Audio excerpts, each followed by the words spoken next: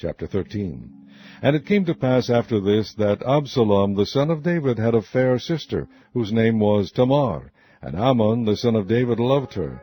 And Amnon was so vexed, that he fell sick for his sister Tamar, for she was a virgin, and Amnon thought it hard for him to do anything to her. But Amnon had a friend, whose name was Jonadab, the son of Shimeah, David's brother. And Jonadab was a very subtle man.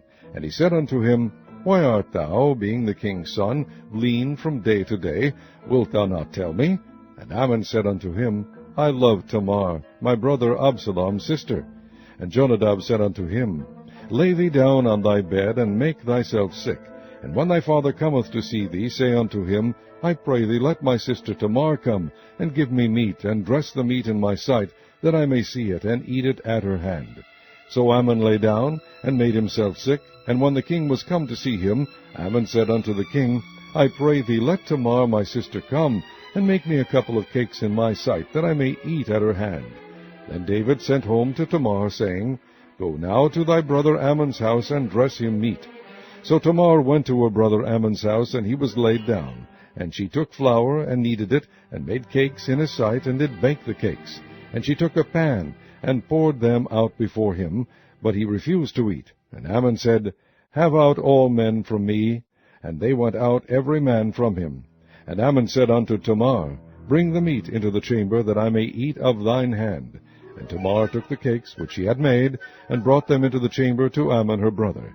And when she had brought them unto him to eat, he took hold of her, and said unto her, Come lie with me, my sister.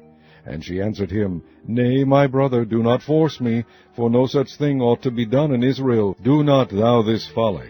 And I, whither shall I cause my shame to go? And as for thee, thou shalt be as one of the fools in Israel.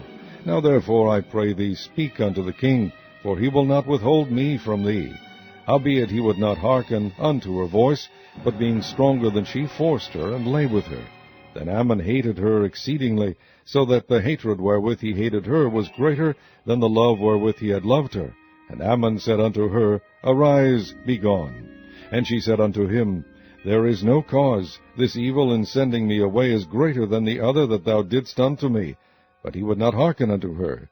Then he called his servant that ministered unto him, and said, Put now this woman out from me, and bolt the door after her. And she had a garment of divers colors upon her. For with such robes were the king's daughters that were virgins apparelled.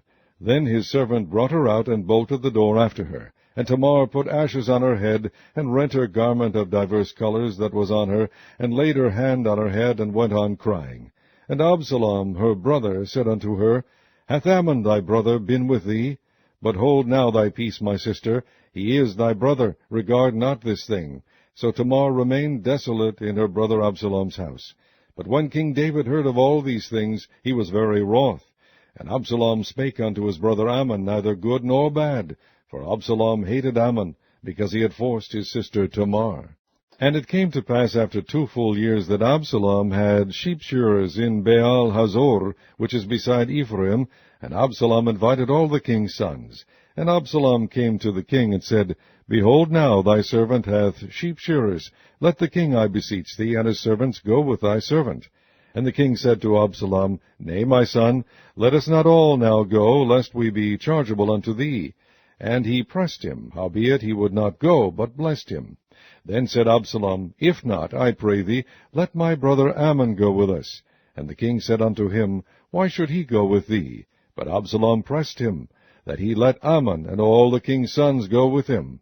Now Absalom had commanded his servants, saying, Mark ye now, when Ammon's heart is merry with wine, and when I say unto you, Smite Ammon, then kill him. Fear not. Have not I commanded you? Be courageous and be valiant.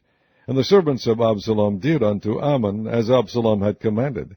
Then all the king's sons arose, and every man gat him up upon his mule, and fled. And it came to pass, while they were in the way, that tidings came to David, saying, Absalom hath slain all the king's sons, and there is not one of them left.